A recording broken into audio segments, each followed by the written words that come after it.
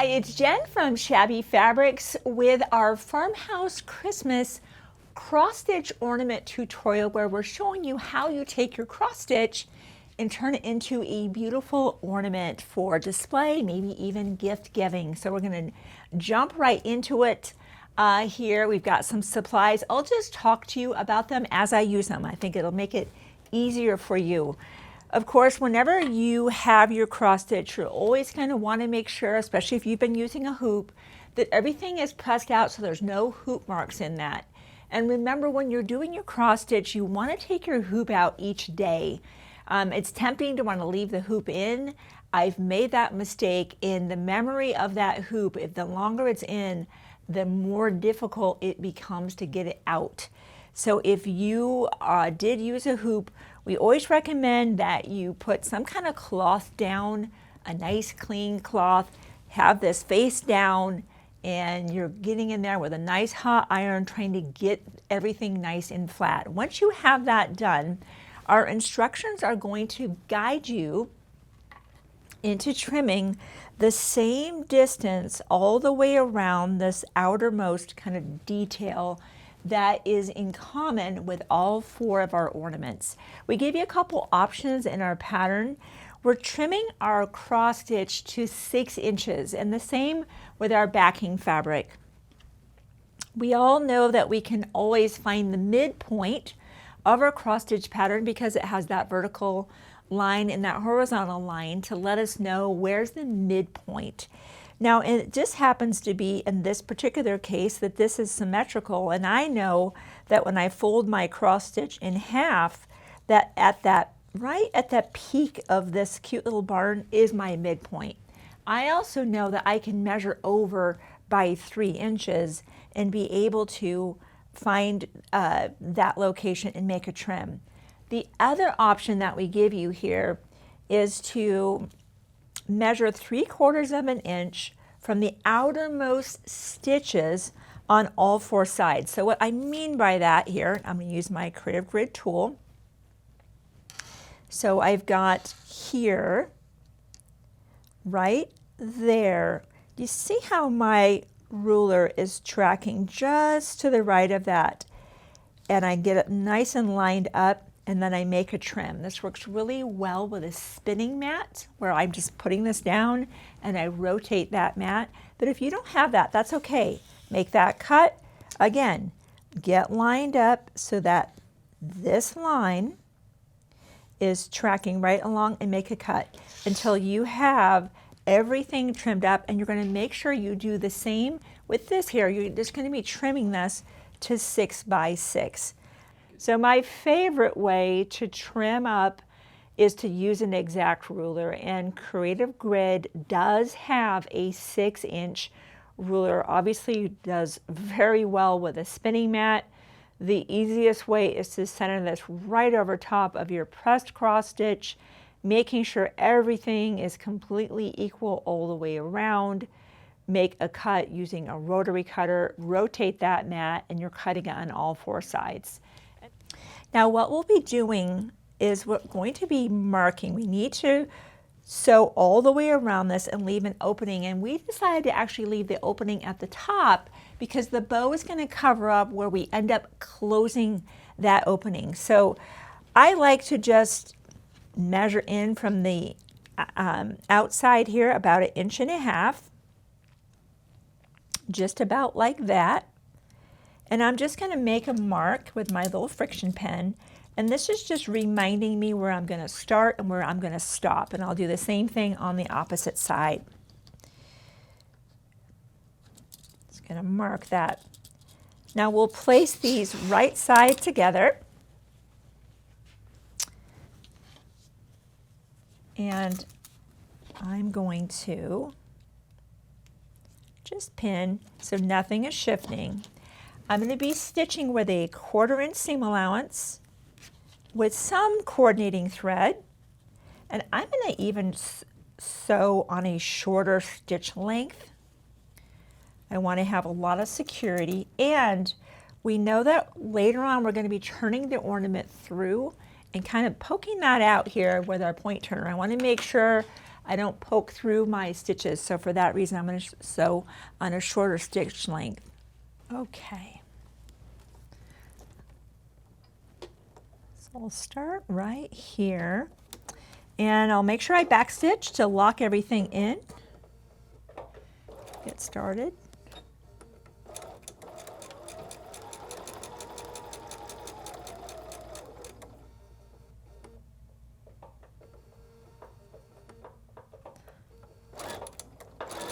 And you're always okay to sew straight off if you'd like, versus trying to guess where is that 1/4 of an inch and then coming straight down.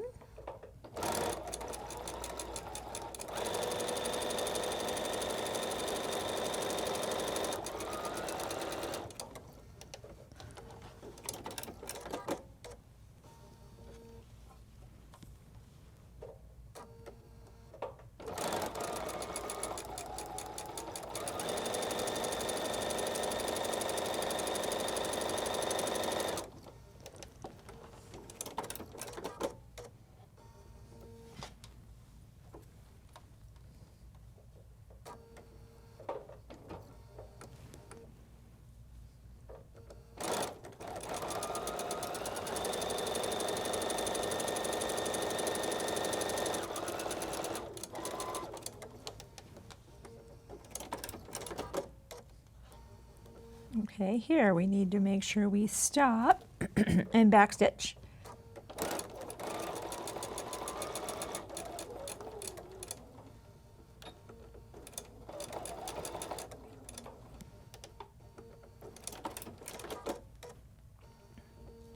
Okay, so everything is stitched, and now we're going to clip our corners on the diagonal just so that they kind of form much nicer and don't create bulk in the corners.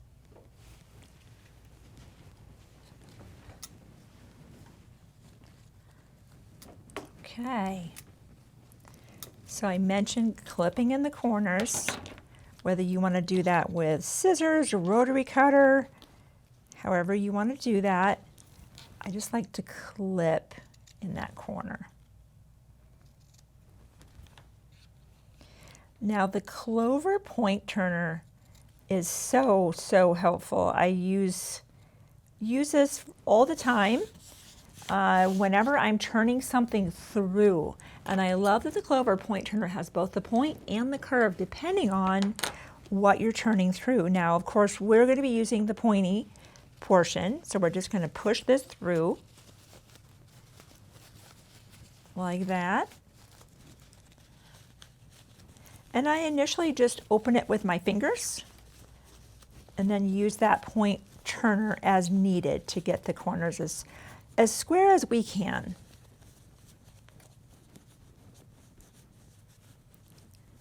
All right, just where our fingers can't go.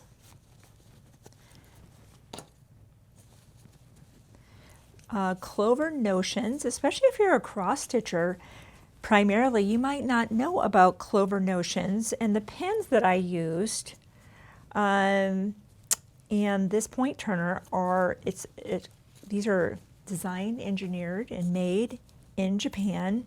They are really, for us, our go-to notions on pretty much anything sewing related. I've always felt that clover notions solve problems. They're not just a gadget, they truly are the best of what they do.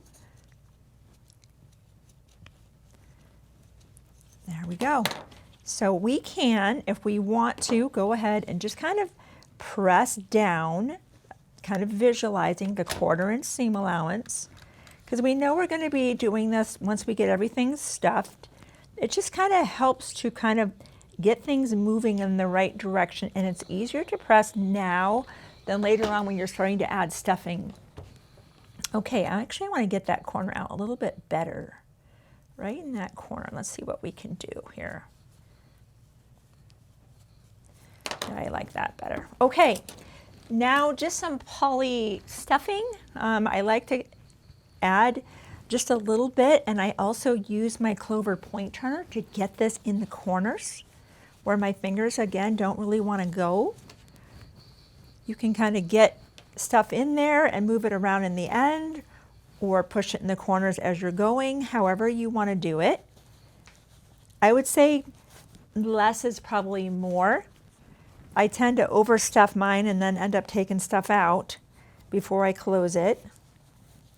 Because if it's too kind of round, you're not going to see the sight picture of the cross stitch because it's just going to be kind of too kind of circular. So you want people to be able to see all the great work you're doing with all of your ornaments.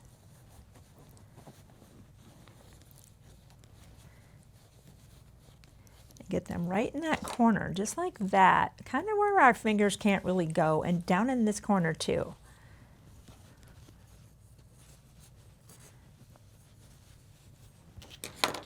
Okay, and I want a little bit more at the top, I think, right in here.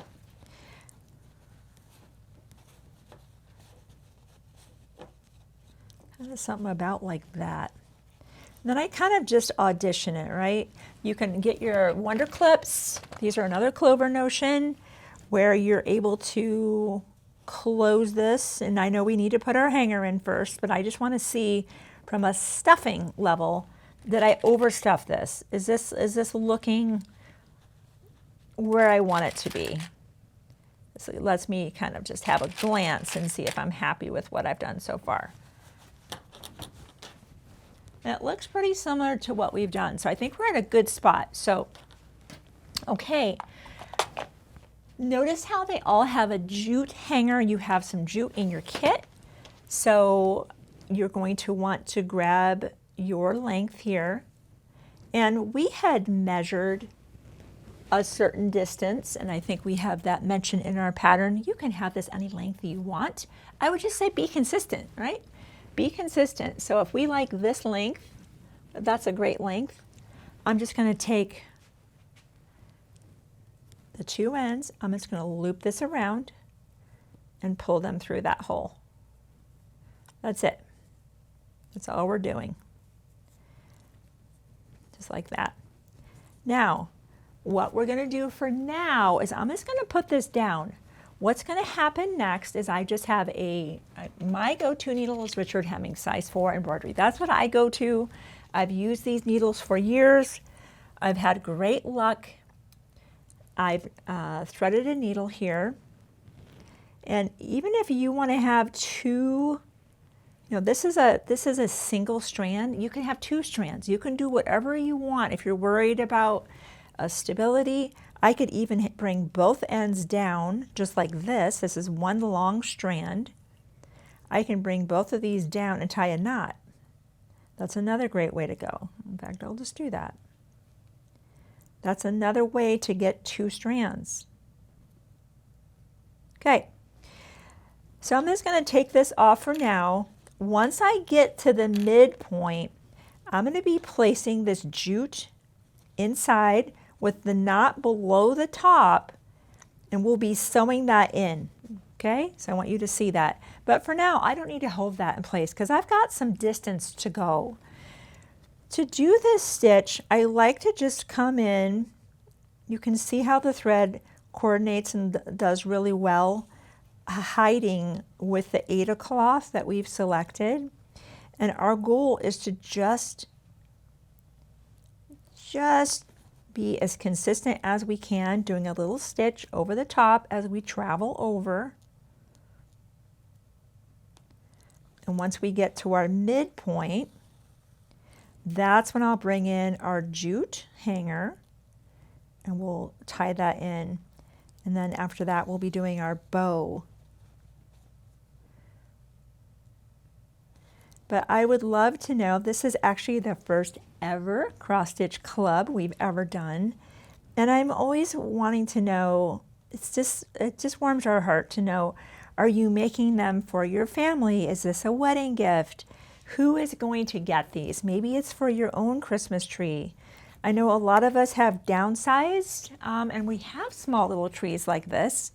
So is that going to be for you, or will this be for gift giving? We just love this, what inspires you to create. Looks like I got a little bit of a knot. I'll just work that through. And we just kind of keep doing our little stitch over the top.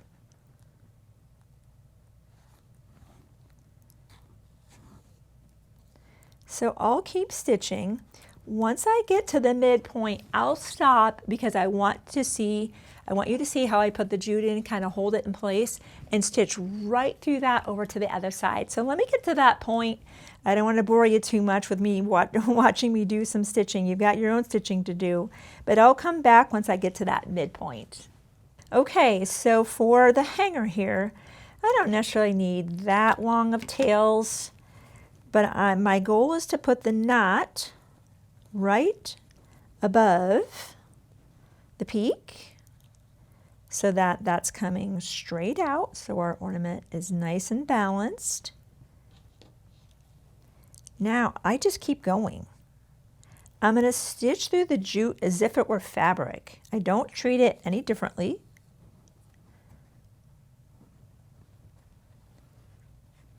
Right through there.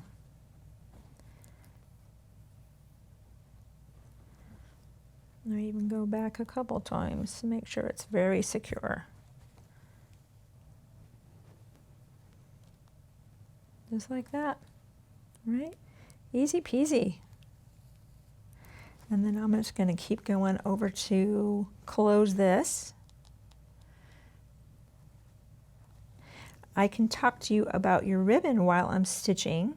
So for each ornament, we gave you about a half a yard and way more than you need, but it's sometimes a little easier to tie a bow when you have a ribbon that's a little bit longer than you need it to be. And then you go back and trim the tails to the length that you prefer.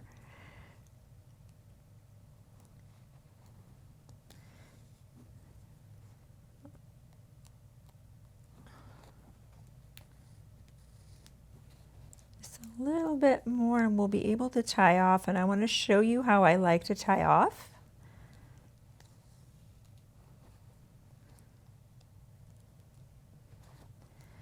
The thread I'm using is a silky 50 weight. I think it's a dark ecru. Anything that coordinates, right? That's just going to blend in. It doesn't need to be that brand. It can be any brand. Don't break the bank, just get anything that coordinates. I suppose you could use embroidery floss if you do choose that. Maybe use a couple strands if you choose to do that. We just want to get it closed. Okay, we do another stitch or two. All right, now that I have that closed, I like to close it and I want to go through that loop. I want to make some knots here. I'm going to do one more where the goal is to go back through the loop. Now, I really want to have my needle back over here and I want a nice long tail over here. So here's what I'm going to do. I'm going to come down because this kind of puts me back over, kind of fishing it back over toward the middle here, right there. Except I'm going to come out at the front. You probably know why I did that, right? So this not only secures this nice long tail, but it puts me in the right position for my ribbon. So here's our ribbon. The easiest way that I have found to tie a ribbon, if you are right-handed, I want to know where my center is. Once I have that, I keep this in position and I make a loop and I pinch. Around I go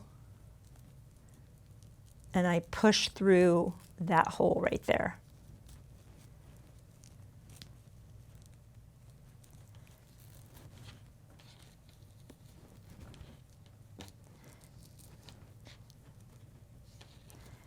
And notice I'm a little lopsided, and that's okay, because if you see, we trimmed our ribbon. You can even trim it now, even before you sew it on.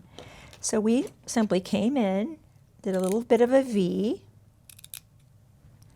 and if you want them to be about the same length, just like that.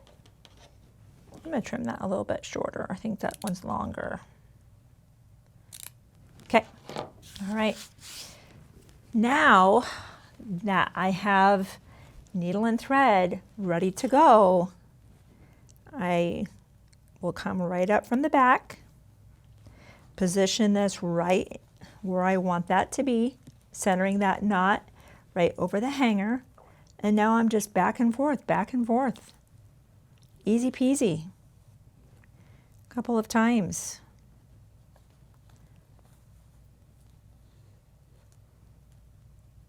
That's it. That's all there is to finishing these ornaments.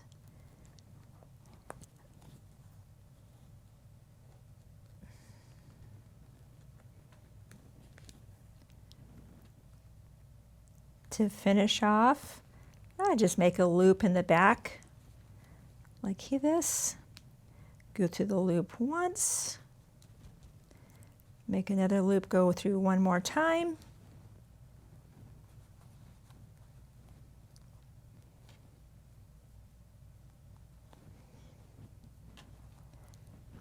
And when I get ready to, I want that tail deep inside here. I go right through the middle of the ornament. Just come out any side.